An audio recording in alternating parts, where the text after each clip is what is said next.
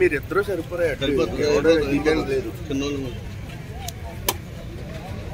లేదు బాగా అమ్మాలని కొద్దిగా వెనకరావు మీరు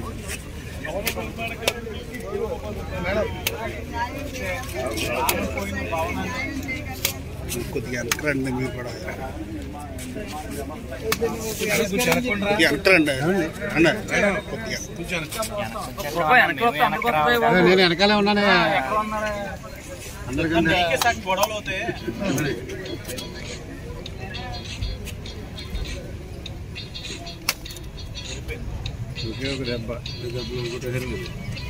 వెనకరండి అమ్మాయి వెనకరండి ఇంకా వెనకరండి సార్ సార్ సార్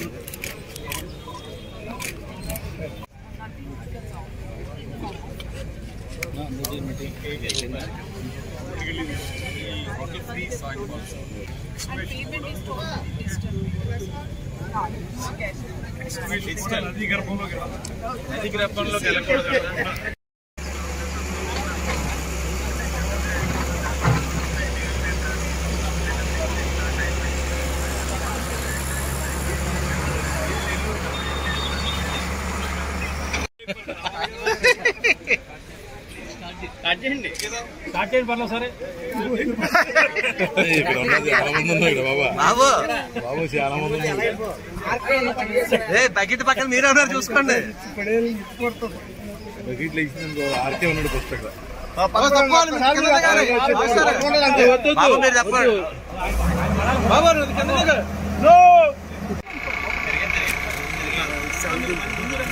నాదే నన్ను కేటుగా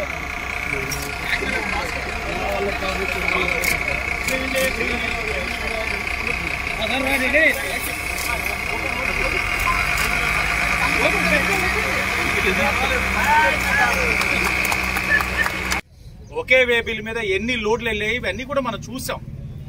ఇప్పుడు మీరు గమనించాల్సింది ఏంటంటే ఉచిత ఇసుక పాలసీ.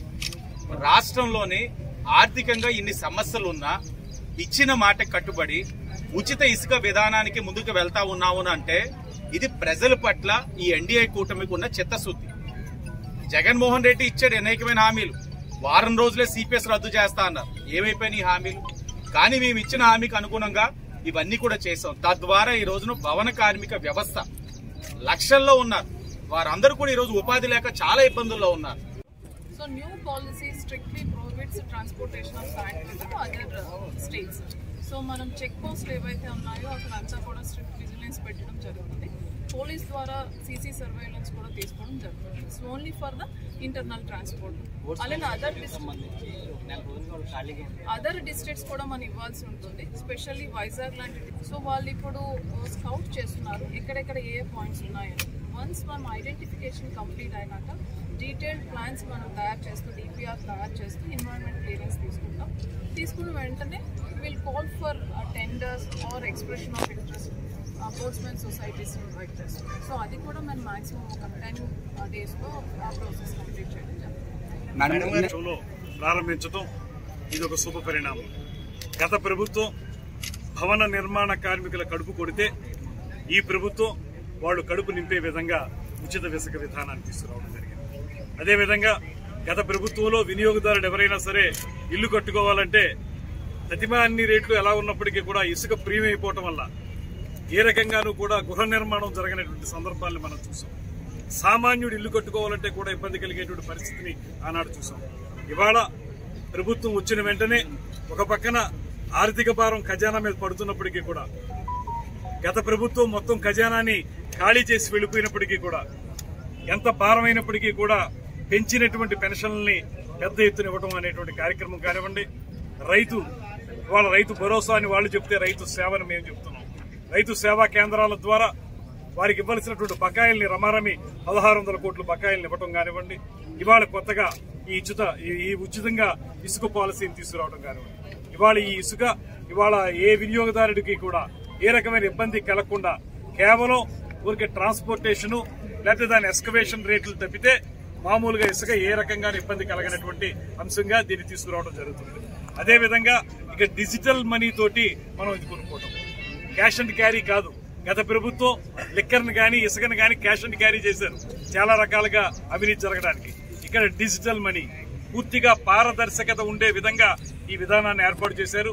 దీని ప్రకారం ఉచిత ఇసుక డిజిటల్ మనీ ద్వారా వెళుతుంది. అవి కూడా ఏంటి, దీనికి కట్టవలసింది ఏమీ లేదు, ట్రాన్స్పోర్టేషన్ కి వాటికి మాత్రమే కట్టాలి. మొత్తంగా దీన్ని ఏ రకమైన అవినీతి లేకుండా పేద ప్రజలకు అందుబాటులో తీసుకురావడానికి ప్రభుత్వం తీసుకొచ్చినటువంటి ఒక గొప్ప కార్యక్రమం ఈ ఉచిత ఇసుక కార్యక్రమం. రాబోయే రోజుల్లో దీన్ని మరింత పదునుపరిచి మరింత సమర్థవంతంగా అమలు చేయడానికి వీలుగా ఈ పాలసీని కూడా ఇంకా ఏ రకమైన ఇబ్బందులు లేనటువంటి పాలసీగా.